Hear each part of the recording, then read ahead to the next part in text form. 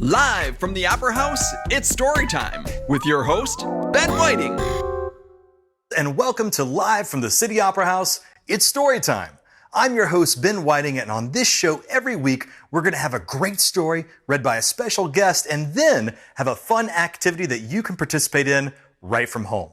I'm going to tell you the supplies you need for today's activity in a little bit, but if you'd like to know the supplies you'll need for future activities on future episodes, visit us online or on social media where you can download an activity sheet for all the supplies lists from this episode, previous episodes, and episodes in the future. Now, we all know when we have a friend who helps us out, it's important to thank them. And we want to thank some friends who've made this show possible. So thank you to Traverse City Area Public Schools, Newtons Road, Tattle, the Traverse City Opera House, and our series underwriting sponsor, Bell Tire. Thank you all so much for your contributions and your support. This show would not be possible without you. Now, on to today's story. Do you have anything you really love to do or really enjoy doing? Maybe it's drawing or dancing, painting, playing a sport or an instrument. Well, if you do, we say that you are passionate about that activity. And it's passion that gives us the fuel to keep doing something and make discoveries that no one else has made before. And in today's story, Iggy Peck, our hero, is passionate about being an architect. They will use anything they can find, materials and whatnot, to feed their passion for designing buildings. And then our hero will do anything they can to take those buildings out of his imagination and bring them to life. So, since we're going to be talking about building things, can you guess what today's activity is? That's right, we're going to be making our own building out of spaghetti, our own pasta palace, so to speak. So for today's activity, you're going to need 20 pieces of spaghetti, some tape, string, and one jumbo marshmallow. Now, if you don't have those materials on hand, that's okay. Just go ahead and watch the rest of the episode, and then you can perform the activity on your own time. And now, for the reading of today's story and our special guest, I'm very excited to introduce Mr. Carter Oosterhouse.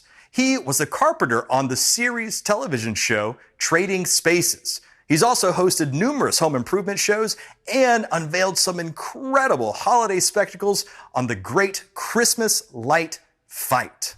And we're excited to hear about his experience and how he took his passion for carpentry, which he started learning at the age of 12, and used it to turn into a career that now lets him help people turn the creations in their imagination into real life. Mr. Oosterhouse, take it away. Thank you, Ben. What a great introduction. I appreciate that. My name is Carter Oosterhouse, and the book that I get to read today is Iggy Peck, Architect. And it is an extremely fun book.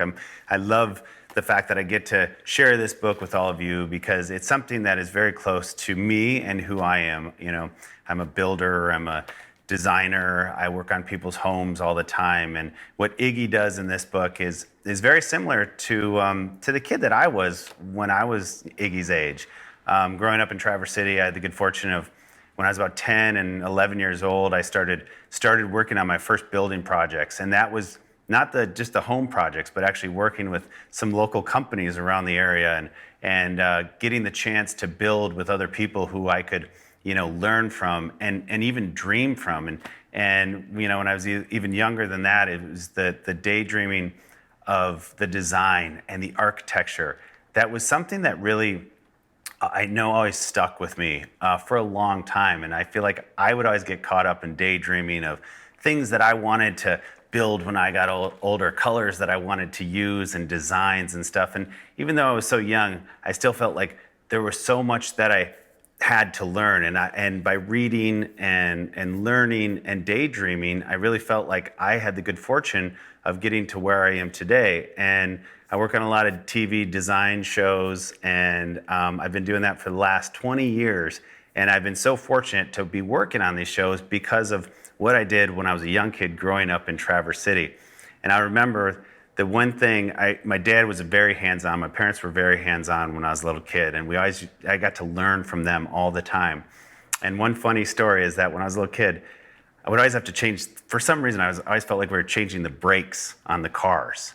And one day in the middle of the winter time, we all know when it's super cold, I was in the garage, and it's about 8 o'clock at night, And my dad said, hey, go outside and go into the garage and change the brakes on the car.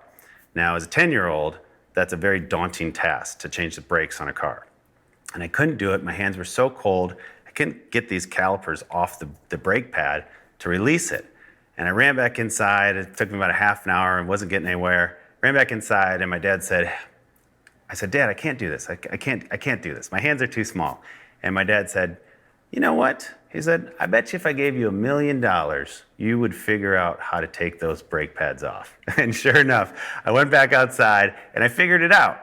And the point I'm trying to say here is that, well, one, I didn't get the $1 million, but two, the value that I learned of, hard work and figuring things out are great tools in life that will help you in life. And that's exactly what Iggy Peck does in this book.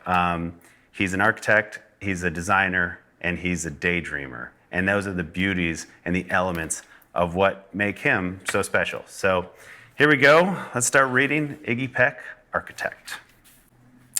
Iggy Peck, Architect by Andrea Beatty and illustrated by David Roberts. Young Iggy Peck is an architect and has been since he was 2, when he built a great tower in only an hour with nothing but diapers and glue. Good gracious Ignatius, his mother exclaimed. That's the coolest thing I've ever seen. But her smile faded fast as a light wind blew past and she realized those diapers weren't clean. Ignatius, my son, what on earth have you done? That's disgusting and nasty. It stinks. But Iggy was gone. He was out on the lawn using dirt clods to build a great sphinx. When Iggy was 3, his parents could see his unusual passion would stay. He built churches and chapels from peaches and apples and temples from modeling clay. The beauty of this is that we live in a great fruit-bearing region in Traverse City. Do you imagine all the things that you could learn how to build or just get creative with all the fruit around here, whether it's peaches or cherries or apples? Well, Iggy was doing this, and he's doing this very well in this book. At dinner one night, to his father's delight, Iggy got a bright gleam in his eye, and out on the porch built the St. Louis Arch from pancakes and coconut pie. Dear Ig had it made until 2nd grade, when his teacher was Miss Lilla Greer. On the very first day, she had this to say, "Why do we do not talk of buildings in here? Gothic or Romanesque, I couldn't care less about buildings ancient or new." She said in her lecture about architecture that it had no place in grade 2. That might seem severe, but she was sincere, for when she was no more than 7, she'd had a great fright at a dizzying height in a building so tall it scraped heaven. On an architect's tour of the 95th floor, young Lilla got lost from the group. She was found 2 days later, stuck in an elevator, eating cheese with the French circus troupe. After that day, it's quite safe to say, she thought all building lovers were nuts.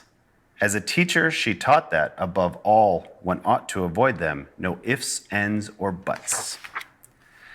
As you might guess, it would cause Iggy stress to hear such terrible talk. But he didn't hear. He sat in the rear while building a castle of chalk. You, Iggy Peck, your desk is a wreck. Tear down that castle right now. You will not build in here. Is that perfectly clear? Do you need to see Principal Howe? No, ma'am, Iggy said. He lowered his head, and his heart sank down to the floor. With no chance to build, his interest was killed. Now, 2nd grade was a bore. After 12 long days that passed in a haze of reading, writing, and arithmetic, Miss Greer took the class to Blue River Pass for a hike and an old-fashioned picnic. They crossed an old trestle to a small island nestled in the heart of a burbling stream. But they no sooner passed than the footbridge collapsed and Miss Lilla Greer started to scream. We're trapped here, oh my, alas, kids goodbye. Her eyes rolled back in her head. She dropped to the ground with a vague groaning sound, luckily fainted, not dead. The class was amazed. They stood there quite dazed, uncertain of what they should do. But one bright young man was off hatching a plan which started with Miss Lilla's shoe. Soon each lad and lass were there at Blue River Pass, was working together as one. And when she came to, Miss Lilla Greer knew that something quite brave had been done. She looked in the air and saw hanging there a structure with cables and braces, and on the far side, beaming with pride, were 17 smiling young faces. Boots, tree roots, and strings, fruit roll-ups and things, some of which we should not mention, were stretched ridge to ridge in a glorious bridge, dangling from shoestring suspension. It all became clear to Miss Lilla Greer as she crossed that bridge over the stream. There are worse things to do when you're in grade 2 than to spend your time building a dream. Now every week at Blue River Creek Elementary and 2nd grade, all the school kids can hear, along with Miss Greer, how the world's greatest buildings were made. The weekly guest speaker in t-shirt and sneakers talks of buildings from Rome to Quebec. Of course he's the guy who builds towers from pie, that brilliant young man, Iggy Peck. Look at that. Iggy Peck and his class saved the day, all because he's a dreamer, he's a believer in himself, and he likes to get his hands dirty and maybe show off a little bit, and maybe get creative a little bit, and maybe use what he's learned from the past into this situation with his teacher. I hope you two at home can explore, can dream, and when you dream, dream big. Dream like you've never dreamt before. Dream about new things, about different things, about life, about kids in different countries, about kids in different places, about architecture, about design, just like Iggy Peck, and you will do just fine. Thank you so much for watching and participating. I'm Carter Oosterhouse. Take care. And now it's time to take what we learned and put it into action. And to do that, we have Miss Kathyrn McNitt, a teacher from Westwoods Elementary, here with her family to walk us through today's activity. Miss McNitt, how about you introduce yourselves and let's get started on that activity.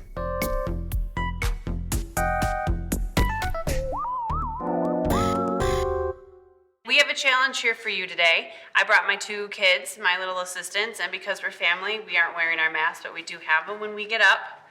Everybody has them. Yep. Our challenge for you today is just like Iggy, he loves to build, and just like all little kids, 8 and 9-year-olds including, they love to build with Legos and wood blocks and all different kinds of materials in your classroom or even in your homes where you guys are today. What we are doing today is we are putting you up to the challenge. We have spaghetti noodles, we have tape, we have string, and then we have a marshmallow to kind of top it off. Your challenge is to get some buddies, to get some family members, to get somebody to compete with, to go against each other in a challenge of who can build the tallest tower, just like Iggy, and who can put the marshmallow on top, just like the cherry on top of the sundae. So what we're gonna do is we did a lot of research. We also developed different plans to see what would work out best. And we came to find out we're gonna give you some tips. We're not gonna build the whole thing for you because that's your challenge, but we came up with some good strategies and good skills for you guys to use in your challenge. So the first thing we noticed as well is that make sure that you have paper or a notebook, and you get to draw out your plan. Just like Iggy and just like different architects, they draw out their plan to make sure they know what they're gonna do before just diving in. So you can draw out your plan. You can do some research. We watched some different videos of different kids and even adults doing this type of challenge to see what we were gonna do first and after that, the next steps after that. So Olivia and Will did 2 different types of bases, the bottom. We noticed the bottom was where you wanted to start and where you needed the really strong foundational base. So I'm gonna let Olivia explain her base. So my base is kind of a square. Then I just started adding on this. And you can have big straw pieces, or you can snap them in half and have tiny ones. And you can have as much tape as you want, as you can see. Well, even though in this particular challenge there's 3 feet of tape, and you can put your measuring to use as well in those skills in math, and notice that 3 feet also equals a yard. So you can use your yardstick or your ruler, but you only get 3 feet of tape to put forth. And she cut it into little mini pieces as well. Yep, and it's really easy. All you need to do is this. Yeah, they break very easily, which can be a good thing And a bad. And also a harder thing. So what Livy was saying was she did her square base. Yeah. And then she built up from the sides. Yeah.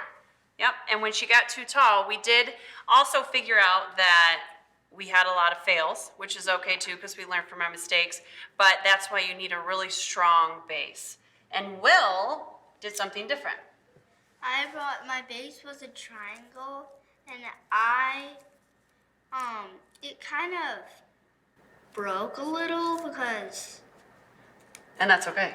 yeah, it's okay, but didn't get to finish, so I kind of made like a top and then could do this. Yep, and the other cool thing Will did was in his base, he doubled up his spaghetti to make it even stronger so that it wouldn't topple over as easily. And then he put this as an example so that you can keep putting these on top, correct? Yes. Yeah, and what we noticed was if you did draw your plan or make your plan, you can keep going back and forth to fix it and tweak it, because that's what you do in school too. So you can kind of use those skills also at home. Different ideas we also had. We in second grade, Will was in second grade last year, we did a Christmas activity where instead of using tape and spaghetti, you can use gumdrops and toothpicks. We've also used Play-Doh and pipe cleaners before. Yeah. And instead of using Scotch tape, that was a little trickier, you can also use masking tape. So the challenge is now up to you.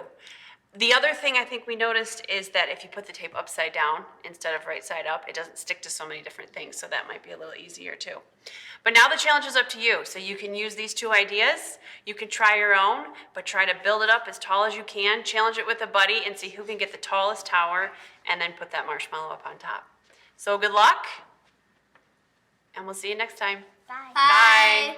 Ms. McNitt, thank you so much for those tips and strategies for building our own pasta palaces. We also want to thank Mr. Oosterhouse for a great reading today, and as always, thank you to our sponsors for making this show possible. But the most important person we want to thank is you.